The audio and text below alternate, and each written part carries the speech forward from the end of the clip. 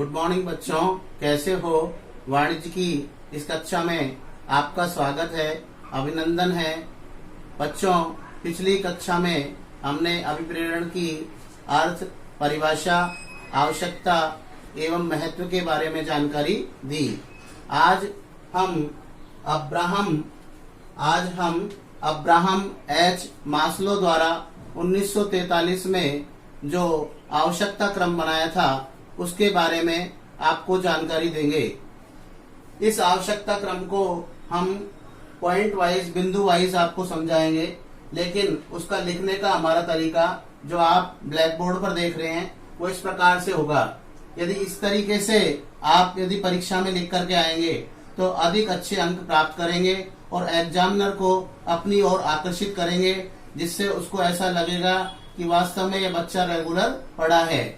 तो अब हम मास्लो की 1943 में बनाई गई जो अभिप्रेरण विचारधारा है उसका क्रम वाइज अध्ययन कर रहे हैं। सबसे पहले मैं आपको जानकारी दूं कि ये आवश्यकताएं दो वर्ग में हैं। 1 से लेकर के 3 तक की जो आवश्यकताएं हैं वो निम्न स्तरीय आवश्यकताओं के अंतर्गत शामिल की जाती है। इसके पश्चात चौथी और 5वीं नंबर की जो आवश्यकताएं हैं वो उच्च स्तरीय आवश्यकताएं मानी जाती हैं। अब हम सबसे पहले शारीरिक आवश्यकताओं के बारे में बात कर रहे हैं।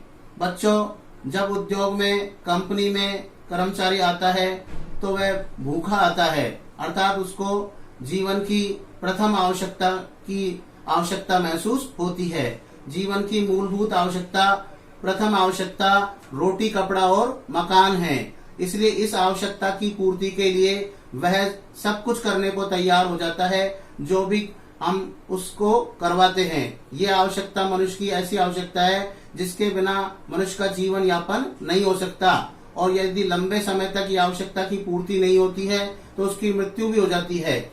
तो ये आवश्यकता शारीरिक आवश्यकताओं के नाम से जानी जाती है। इन्हें प्राथमिक आवश्यकताएं कहते हैं। इन आवश्यकताओं में रोटी, कपड़ा, मकान, पानी, हवा, यौन संपर्क, ये ऐसी आवश्यकताएं हैं जिनके बिना मनुष्य जीवित नहीं रह सकता। जैसे ही ये आवश्यकताएं पूरी हो जाती हैं तो मनुष्य की दूसरी आवश्यकताएं जन्म ले लेती हैं। उनमें दूसरी आवश्यकताओं में सुरक्षात्मक आवश्यकता है। कौन सी आवश्यकता है? सुरक्षात्मक आवश्यकता। सुरक्षात्मक आवश्यकता के अंतर्गत जब कर्मचारी की नौकरी लग जाती है तो वह चाहता है कि उसकी सर्विस या उसकी नौकरी स्थायी हो, अर्थात उसे बार बार छोड़ करके नहीं जाना पड़े, एक ही जगह पर वो लंबे समय तक या सेवानिवृत्ति तक कार्य कर सके। तो इसके लिए उसको स्थायी किया जाता है। इसके बाद उसको पेंशन दी जाती है, उसको प्रोविडेंट फंड की सुविधा दी जाती है। इसके अलावा और भी यदि कोई प्रलोभन होता है जिससे वह स्थायी रूप से कार्य कर सके तो उसे दिया जाता है। कार्य के दौरान उसकी कोई दुर्घटना नहीं हो, यदि हो भी जाती है तो उसकी क्षतिपूर्ति दी जाती है, क्योंकि क्षतिपूर्ति अधिनियम 1923 बना हुआ है। उसके अनुसार यदि कर्मचारी की कार्य के दौरान कोई भी शरीर का अंग कट जाता है तो उसको क्षतिपूर्ति दी जाती है, और इसके साथ साथ ही उसको वैतनिक अवकाश दिया जाता है। तो ये दोनों आवश्यकताएं जब पूरी हो जाती है तो उसके पश्चात तीसरी आवश्यकता यानी कि सामाजिक आवश्यकताएं जन्म ले लेती हैं। अब उसका पेट भी भर गया है, उसको सुरक्षा भी मिल गई है। इसके पश्चात अब वह चाहता है कि कंपनी में या उद्योग में वो आपस में अपनत्व की भावना के लिए कार्य करे, अर्थात मित्रता करे, मजदूरों के साथ में, प्रबंधकों के साथ में स्नेह की उम्मीद करता है कि उसे कंपनी में प्यार मिले। इसके अलावा वह सामाजिक ग्रुप बनाना चाहता है, जैसे मजदूर संघ का नेता बनना चाहता है, ताकि वह अपने आप को यह महसूस करवा सके कि मैं इस उद्योग का सबसे प्रमुख और सबसे सीनियर कर्मचारी हूँ। तो इस तरीके की भावना जन्म ले लेती है, और इसकी पूर्ति करते हुए हम उसको दोबारा से प्रोत्साहित कर सकते हैं, अभिप्रेरित कर सकते हैं। तो इस प्रकार से मित्रता, अपनत्व, स्नेह, सामाजिक ग्रुप बनाना, इस प्रकार के कार्य हैं जिससे उसको दोबारा से मोटिवेट किया जा सकता है। इन तीनों आवश्यकताओं को हम निम्न स्तरीय आवश्यकताओं के नाम से जानते हैं। निम्न स्तरीय आवश्यकताओं की पूर्ति होने के पश्चात चौथी जो आवश्यकता आती है वो स्वाभिमान या अहंकारी आवश्यकताएं हैं।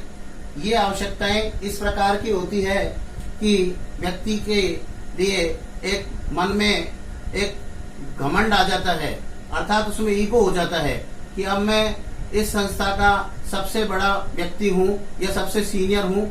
ऐसी स्थिति में वो स्वतंत्रता चाहता है कि अब मुझे किसी प्रकार की संस्था में रोक टोक नहीं होनी चाहिए, मेरी संस्था में गुडविल होनी चाहिए। इसके अलावा लोग मेरी प्रशंसा करें, यहाँ तक कि प्रबंधक को भी जब कोई काम पड़े योजना बनाने का तो ऐसी स्थिति में मुझसे जानकारी लेकर के या मेरे से परामर्श लेकर के हुई योजना बनाई जाए। तो इस प्रकार की जो उसमें अहंकार की आवश्यकता जन्म ले लेती है, उस आवश्यकता की पूर्ति करना भी जरूरी है।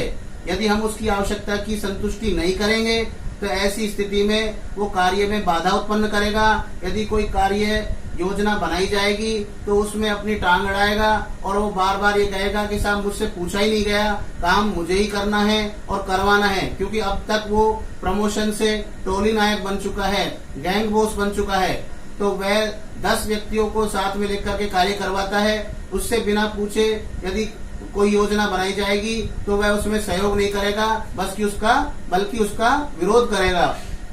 इसके पश्चात पांचवी और जो अंतिम आवश्यकता है वो है आत्मविकास की आवश्यकता। आत्मविकास की आवश्यकता ऐसी आवश्यकता है जब जन्म लेती है जब कर्मचारी सेवानिवृत्ति के नजदीक आ जाता है। अब वो फैक्ट्री के अंदर या संस्था के अंदर कुछ इस प्रकार से कार्य करके जाना चाहता है जिससे सदियों तक उस फैक्ट्री के अंदर उसका नाम ले या उसको याद रखें या उसका लोहा माने कि भाई वास्तव में उसने जो कार्य किया। एफडब्ल्यू टेलर, हेयोल या मास्लो जिन्होंने ये आवश्यकता क्रम विचारधारा बनाई है, आज वो हमारे बीच में नहीं है, लेकिन फिर भी उनको इन्हीं वजह से याद किया जाता है कि वो समाज को या संस्था को या उद्योग जगत को इस प्रकार के तरीके बता गए हैं, इस तरीके के कार्यों की जानकारी दे गए हैं, जिसकी वजह से आज भी लोग उनको याद करते हैं। तो इसमें ख्याति प्राप्त, इसके अंदर वो संगीतकार है, यदि मान लीजिए तो संगीत बनाना चाहता है, उद्योग के अंदर अपनी संगीत की रुचि को दिखाना चाहता है, प्रदर्शित करना चाहता है। यदि चित्रकार है तो उद्योग जगत में वो चित्र बनाना चाहता है, कार्यशाला में लिखना चाहता है कि धूम्रपान वर्जित है, दोषी पाए जाने पर जुर्माना है, या कार्य ही पूजा है, या सावधानी हटी दुर्घटना घटी। इस तरीके के कोटेशन वो लिख करके जाना चाहता है जिससे सदियों तक लोग उसे जानते रहे।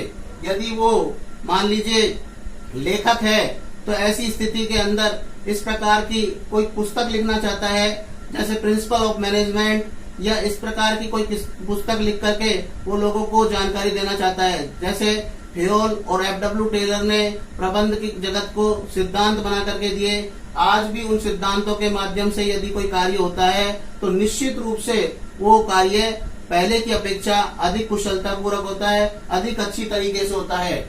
यहाँ तक कि अब वो कोई पुस्तक भी लिख करके जाना चाहता है जिससे सदियों तक लोग उसे जानते रहे। तो ये हमारे अभिप्रेरण की विचारधाराएं हैं, जिसे मास्लो की अभिप्रेरण विचारधारा के नाम से जाना जाता है। अब्राहम एच मास्लो इनका पूरा नाम था। वर्ष 1943 में इन्होंने आवश्यकता क्रम विचारधारा का प्रतिपादन किया था।